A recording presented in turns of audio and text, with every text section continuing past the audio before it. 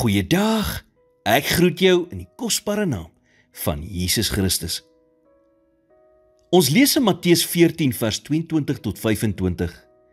En Jesus het dadelik sy disippels gedwing om in die skei te gaan en voor hom uit te vaar na die oorkant, terwyl hy die skare wegstuur.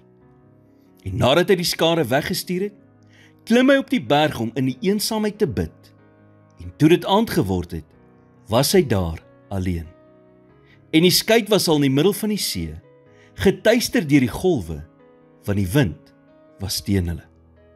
Maar in die 4de nagwaak het Jesus na hulle gekom, al wandelende op die see. Waar was Jesus toe die disippels deur die golwe rondgegooi was? Op die berg, besig om te bid. Heel waarskynlik besig om vir hulle te bid. Jesus was bewus van die probleem waarin hulle was, en hy was reeds besig om aan die oplossing te werk. Hy was wel buite die disippels se sig, maar hy was nooit buite hulle bereik nie.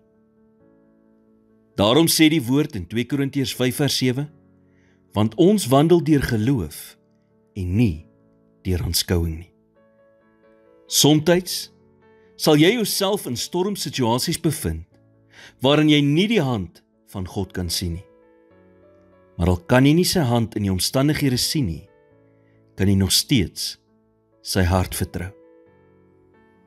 Wanneer ons geloof min is en ons vrees baie is, sê ons dikwels vir onsself, as ek maar net dit gehad het, of nie gehad het, of as ek maar net dit of dat kon doen. Dit is juis hier waar jy God moet vertrou.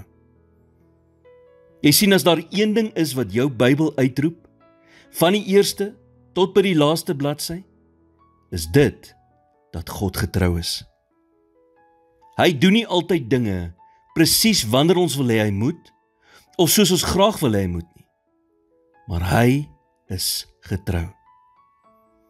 Dit is nie verby totdat hy so sê nie. En solank jou hart nog klop en jy nog hier is dit nog nie verby nie. Here, dankie dat dit beter is om in die middel van 'n storm te wees met U in my boot, as wat dit is om sonder U te wees. Help my om my volle vertroue in U te sit, met die wete dat U in beheer is. In Jesus naam bid ek dit. Amen.